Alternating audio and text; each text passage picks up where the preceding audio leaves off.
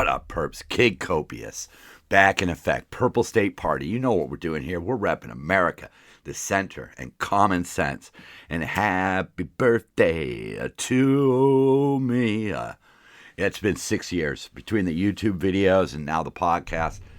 Yeah, this is 6 years. I don't know how many episodes it is. Somebody do the math on that. 52 times 6? I don't know. But anyhow, as usual, I feel the wavering sense of giving up because I'm not getting anywhere. I feel, look at my subscriber count, look at my view count. It's not great, but I'm going to plug on because I really believe in this. I believe in trying to spread the message of purple, trying to get people back to just being Americans, not red Americans or blue Americans or left or right or extreme this or extreme that. Now, I'm here for everybody. I'm here to bring us all to the middle, to find those solutions. And, let's get back to party in the USA, to quote the legendary Miley Cyrus. Never thought I'd do that. Let's kick it off. So I came across, I just want to start with this one because I think it's kind of important to bring to you. Whoopi Goldberg recently on The View had to defend herself because her name appeared in the Epstein files. And that's a big hot button topic right now. Oh, the Epstein files, who's covering it up? Who's in there? Blah, blah, blah, blah, blah. And we have seen some people, lose jobs, even get arrested. Prince Andrew? Wow. I didn't see that one coming. I mean, I saw that coming once we knew what he was all about, but I was still shocked. But Whoopi, who, is kind of a far lefty, kind of a mouthpiece for the Democrats. That's fine. I was a fan of hers. Still like the movies she did. But anyhow, she was in the files because somebody in her camp was trying to find a private jet for an event. And that was kind of all it was, she was mentioned to somebody in Epstein's circle, and that was it.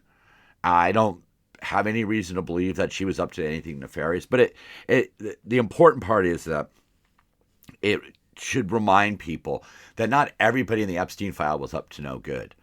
And look, the bottom line of the Epstein files is that there were a lot of nasty people doing nasty things, and the victims deserve justice, compensation, and the people who were up to no good deserve to be exposed. But we're using it now as this little political tool, and I just think it's so ridiculous that both sides here in America, the Republicans and the Democrats, both have people on these Epstein files. And the media and the pundits are out there trying to say, oh, look, the Republicans are bad because these people are in the files. And then the Republicans say, well, but the Democrats are bad because these people are in files. No, those people were in the files. Some of those people were up to no good. We know this. Arguing about it solves nothing. We have issues in this country. One of the biggest issues we have right now is that our government has let so much money get scammed out of it that they're looking for all these new ways of raising taxes, which hurts every one of us. And that's what we should be focused on. Tightening the purse strings, getting back down to the business of what we need to do for a majority of Americans, what needs to be done. I mean, under Biden, he said he was going to spend money on high-speed internet. How's that going? But, here in California, we're celebrating the fact that we're going to finally put down a piece of track for this bullet train to nowhere. And before I get off that subject, just remember, it is not Los Angeles to San Francisco. It is Palmdale to Gilroy. Please, go on Google Maps, look up where Palmdale is, look up where Gilroy is, and tell me that that's LA to San Francisco. All right, we've got important shit to get to. So this is podcast Z2. It's kind of the end of my attempt to have topics. I don't know where I'm going to go next. And this next piece is extremely important to me to say. I was watching TV the other night, and there was a Daily Show commercial on with Jon Stewart, and I think he was taking shots, but anyhow, it proved a point to me. He brings up the fact that Trump changed Wikipedia to say that he's the acting president of Venezuela, which he did. And then he went on to say steak is now the best thing you could eat. Well, John, it kind of is. A good lean steak really does have a lot of the nutrients that the human body needs, you know? But it made me think that, like, you know, Trump is so American, it hurts. We are the do-gooder crazy psychos of the world, you know? You could be an evil psycho or you could be a psycho do-gooder. You know, that's what movies and comics taught me, and history reinforced that. And I thought, is that really true? So I looked to our founding fathers, you know, people like Washington. You know, those guys back then, the Declaration of Independence, the Bill of Rights, what was important to them? And, you know, when they sat down to write the rule book, what was the first thing they put in there? I can worship who I want. The press can say whatever they want. The people could say, well, I can say whatever I want. You know, and I'm sure there were people that were there who were like, you know, what else should we address? Like housing troops, states' rights? No, said the crazy psycho Americans. I want my guns. I want to protect what's mine and yours. And that's who America is. We say what we want and we carry guns. We are the do-gooding crazy psychos of the world. Years back, decades back maybe even, they sent out a robot, the HitcherBot, and it successfully and calmly hitchhiked its way through Canada. It was literally a robot on the side of the road hitchhiking, and it would ask for rides and people would give it a ride. But then it came down into Philadelphia, and it was just literally destroyed. It was beat to shit on the side of the road. And I never was more kind of ashamed and proud at the same time. Because here in America, you know, we reject the air quote robots. We want free-thinking, red-blooded Americans, not this Marxist conformity, not these robots that the media and the politicians want us to be. We are unabashedly freedom-loving humans and always spoiling for a fight. We strive for peace. We really do. But when the shit hits the fan, what do? We send in the U.S. Gerald Ford. We send in growlers and spirits and tomahawks and A-10 warthogs, right? Patriot missiles. Our blood flows with Minuteman blood and righteous DNA. We are Badger, Batman, Martin Riggs, Deadpool. We're a bit crazy, but sworn to do the right thing. And we're not perfect. I'm not saying America is perfect, but that's our goal. It might not even be obtainable, but we don't throw our hands up. We throw ourselves into the fire. We get down. We get busy. We try to do what's right. We try to live up to the ideals that we set forth. We try our hardest to do that. We're not Superman. We're like the Punisher. Okay? We embrace overkill. We bend rules. And occasionally, in the name of doing good, we make mistakes. Rat-a-tat-tat, problem solved. That's who we are. And we need to remember that when it comes to dealing with people who might not think the same way we think. We are all bloody fucking Americans. Whether or not you're the crazy psycho American or you're a new breed of American, I don't really care. As long as you got that American attached to your name, it doesn't matter. Mexican American, African American, Asian American, Native American. See, it's all American. Gay American, lesbian American, trans American, cowboy American, redneck American. It's all American. That's what we need to be focused on. We need to reject this shit that's going on with the media, and especially our politicians. Our politicians are what is dividing us, and the media is going right along with it because they know that's good clicks. You know, we need, you know, this is a gross and ugly world, and we need gun-toting maniacs to protect the walls where the wolves howl. And regardless of you agree, this is America. We are soccer, we are baseball, we are football, we are highlight. We're jazz, we're salsa, we're reggae. We have just as much in common with our rock and roll European roots as we do with our mariachi southern neighbors, our salsa-loving neighbors, the tango, all that. The reggae friends in the Caribbean, our K-pop allies over in Asia, the J-pop. We are made up of all of those people. There is no red, white, and blue without black, brown, yellow, red, and pink. We are the good, the bad, and the ugly, but most of all, we are Americans.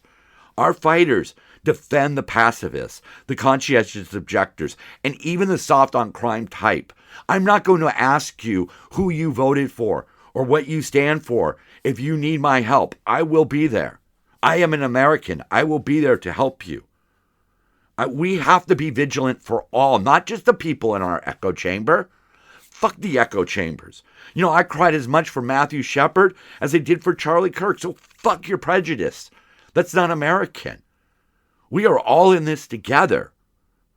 And for some reason, the politicians and the media want us divided. If they have a reason other than money, I would love to hear it. We live in a land. We live in a land with south of the border ingenuity, with redneck ingenuity. We make pools out of dumpsters. We put ladders on scissor lifts. We scoff at OSHA laws. We make do with the supplies around us. We dig deep and get the job done. Have you ever heard of French ingenuity? No, it doesn't exist. America, we are the pioneers. We're the Romans. We're the Gauls. We're the Visigoths. We're all of those people. We will tear down our own country if need be to make it better. Not the way the Marxists want us to do it, but the way Washington would want us to do it.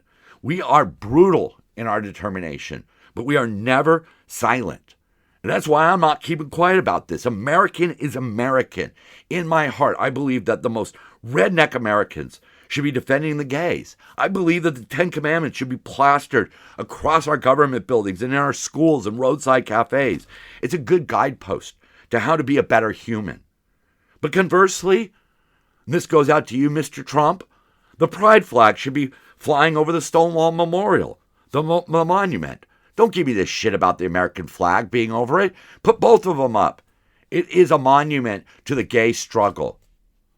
That's what we should do. We should strive to teach people to be themselves and for others to accept them. America says, fuck the PC. We've got thick skin. We can take a joke. And we embrace the notion that we only roast the ones we love.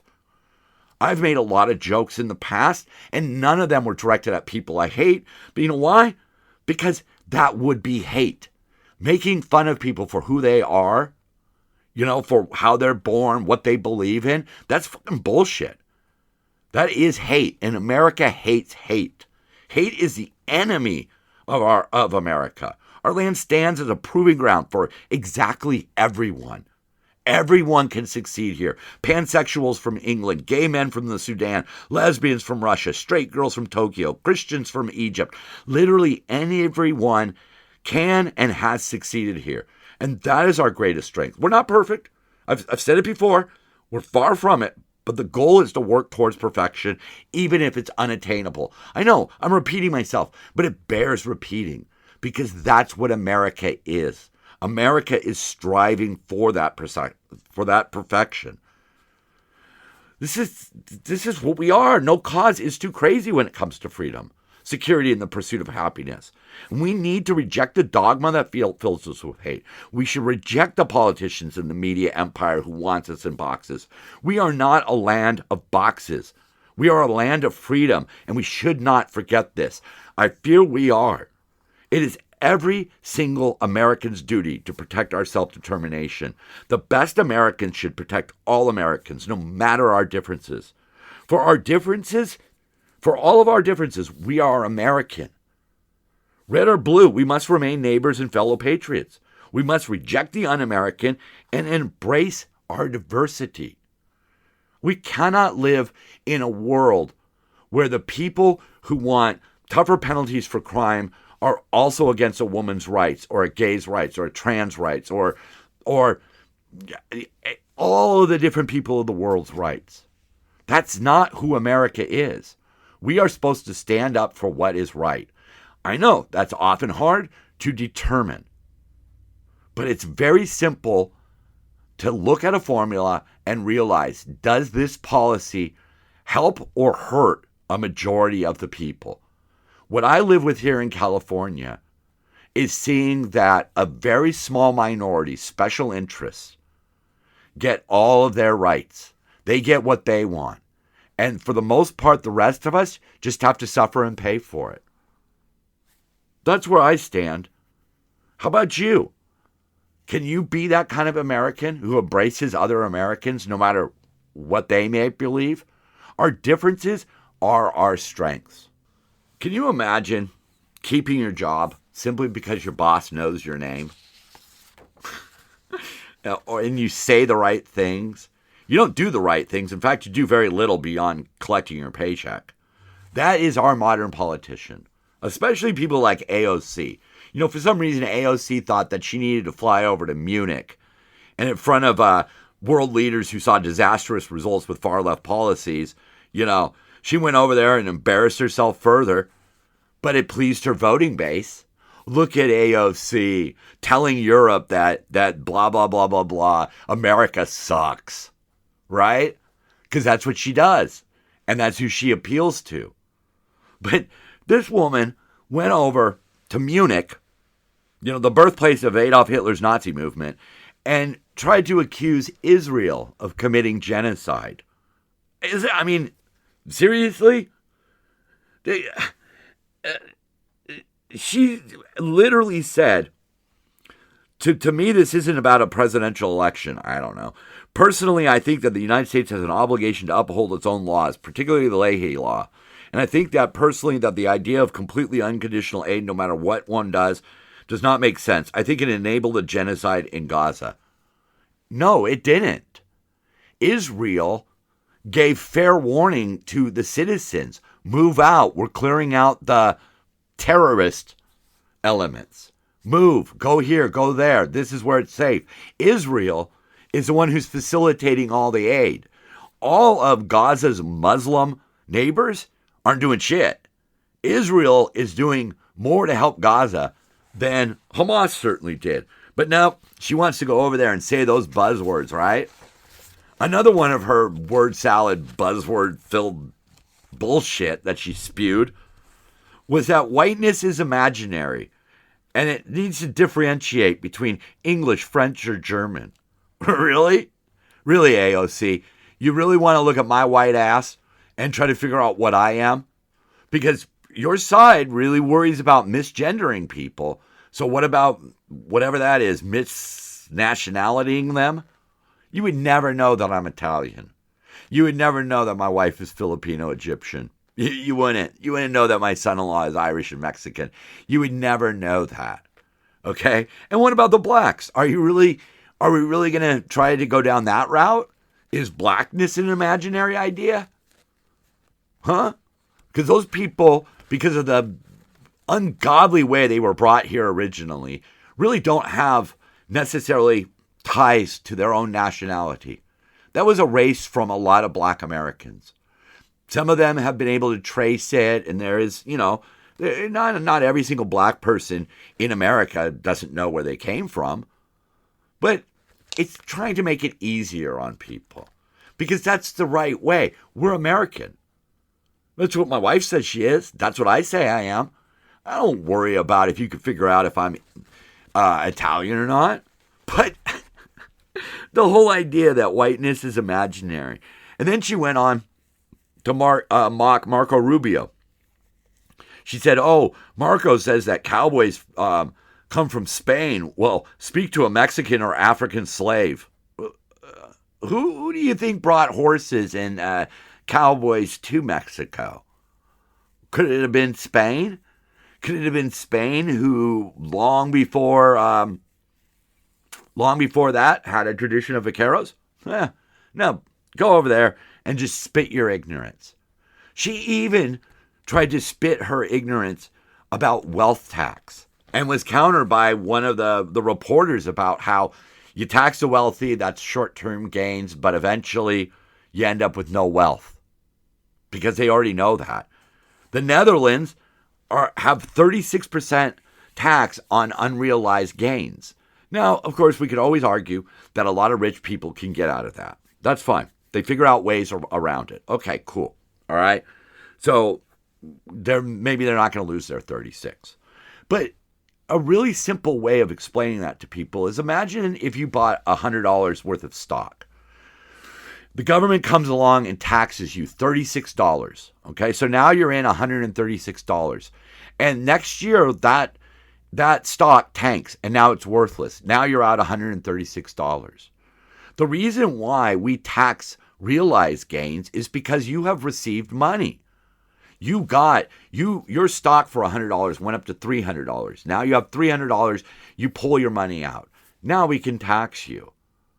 If all we do, and you can ask Mandami about this, because he already saw the folly of his ways when he was going to tax the rich people. So now what's he doing? He's going to raise property taxes. He's going to go after the middle class. That's what they do. That's this un-American way of doing things that the left is proposing. Trying to punish rich people. That doesn't make any sense. Because we already know how that all works. It all falls on our ass. Everybody complains about how we have to pay for Trump's tariffs. Well, what do you think is going to happen with wealth taxes? I mean, imagine that. In the Netherlands, 36%, okay, is what they're going to charge you on unrealized gains. So if you had a stock that made you 25% a year, okay, that would be a good stock. But if you were losing 36%, you're not making any money. Stocks are worthless. What's going to happen in their stock market? And a lot of people in Europe have already realized this. So when AOC shoots her mouth off about it, they counter her. Another politician who survives off name recognition and division, Gavin Newsom.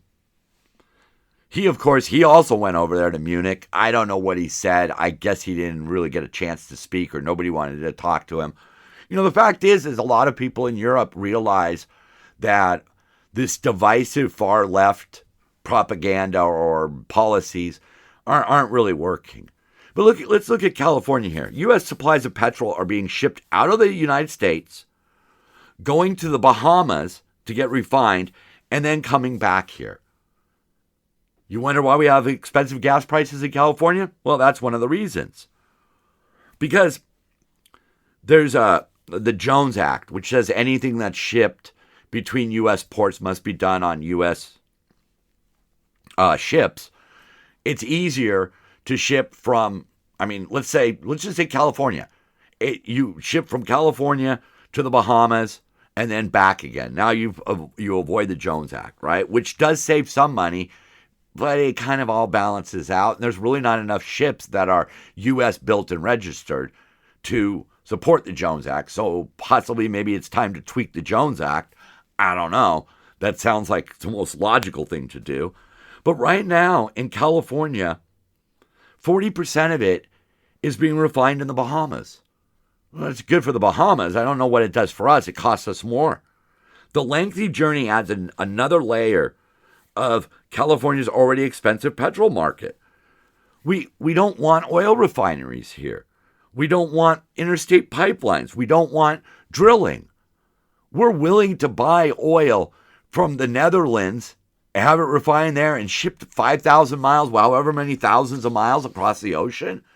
And that's supposed to be the environmentally friendly thing to do? I mean, again, talking about Gabby, I've said it before and I'm going to say it again right here. Who really needs San Francisco to LA train? We already have ways of doing that.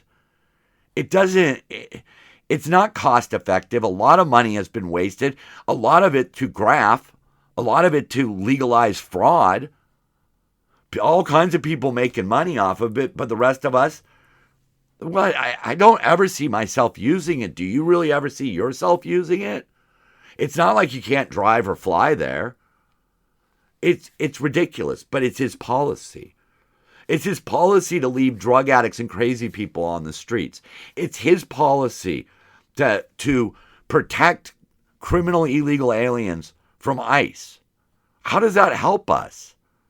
Why do we have to live with all of these random acts of violence that happen on the streets? Why do we have to live with a party that says, oh, follow the science, follow the numbers?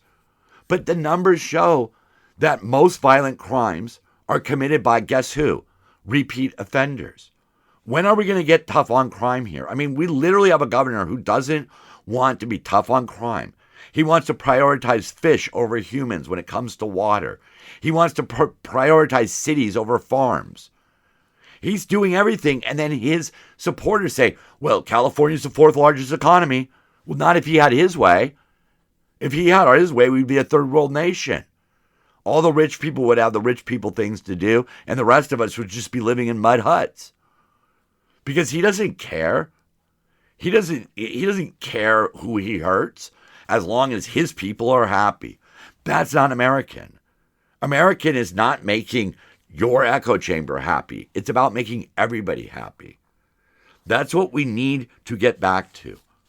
You know, like one person who stands out, John Fetterman, the Democrat from Pennsylvania. He broke with the Democrats on voter ID legislation. When they started calling it Jim Crow 2.0, he slammed that rhetoric because it is. And what are they saying? What are they saying? If you have to prove that you're a citizen and show ID to vote, but that somehow affects blacks and women, what are you saying about blacks and women? You're saying that they can't get an ID?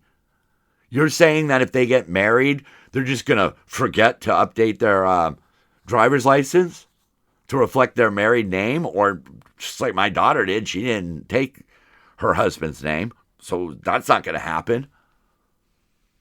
It's not 2.0, and this rhetoric needs to calm down on both sides of the fence, because the problem is social media and the media at large is no longer making us smarter. It's locking us into a goddamn box, into an echo chamber. And America is not about echo chambers, and it's not about boxes. It's about free thinking and free speech. It's about talking about these things. It's about coming to a common consensus. Speaking of common consensus, around the world right now, people are coalescing behind the idea of a free Iran. Iran is a major, major terror sponsor.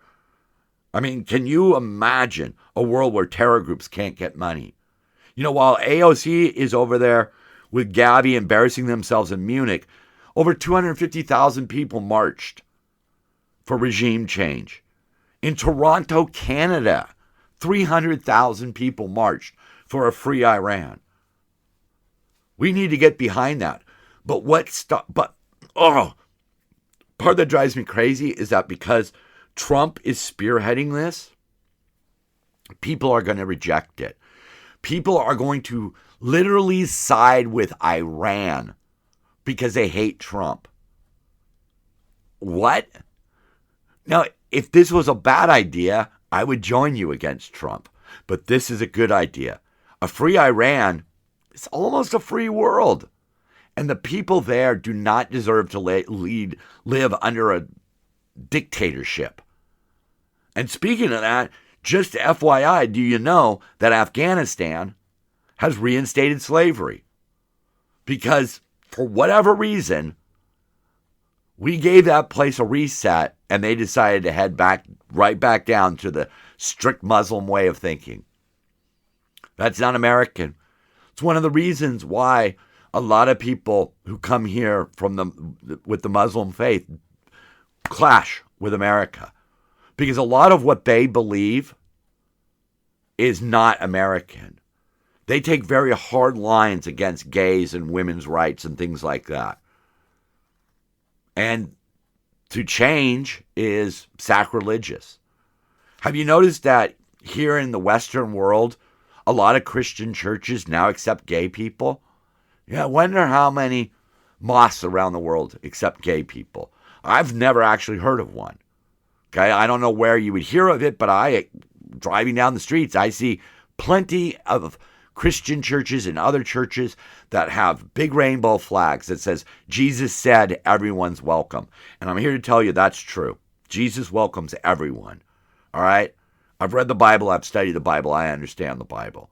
All right? And that is my assertion. Jesus does not hate your gay son. And God is the only judge. So we're not allowed to judge. Whatever. So before I leave you on this momentous 6-year anniversary, I just want to tell you something. Mainstream media on both sides has learned that politics is an easy button. It's probably the most argued subject, and thus drives engagement, but ignores learning. People just scream back and forth.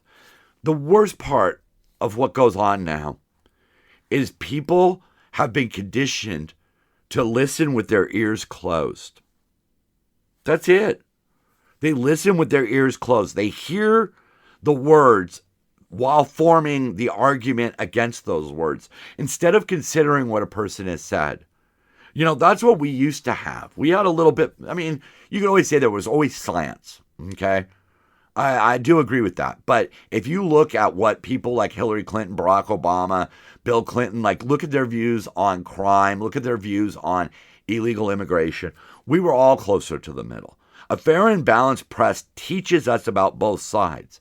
But what we're living with right now is worthless. It makes the fat cats rich and makes the rest of us fucking stupid and at each other's throats. We should not be at each other's throats. We are Americans. We are supposed to pull together. As long as enough of us do that, we can start to affect real change. But step one to making that change is giving up on voting for useless politicians. I mean, Maxine Waters, she presides over one of the worst districts in America. She does nothing for the district and yet keeps getting reelected because, first of all, false promises, second of all, lies, and third of all, name recognition. Is that really, really how we want to run our country? On name recognition? Y'all don't like Trump. He got in there because of name recognition. Nobody liked Biden, but he got in there. Name recognition, and he had the right letter next to his name.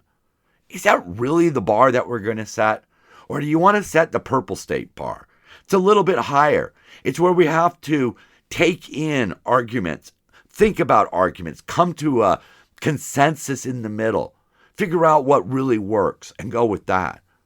Or we could just float around in rhetoric and the shitstorm that we live in right now until the whole thing collapses. I don't know. I don't personally want to do that. All right. I don't want to have to get on the modern day Noah's Ark because the entire United States is just fucking flooded with shit. But that's why I'm still here, and that's why I'm going to continue. That's why I'm looking forward to 7 years of just bashing my head into a wall so that one or two people can listen. Because maybe someday people are going to realize that they want to hear from the middle, not just the extreme accusing the other side of this or that. I don't know. I'm Kid Copious. I'm Purple State Party, and so are you. Love one another. Keep on grinding. And for God's sakes, be American and dance it out.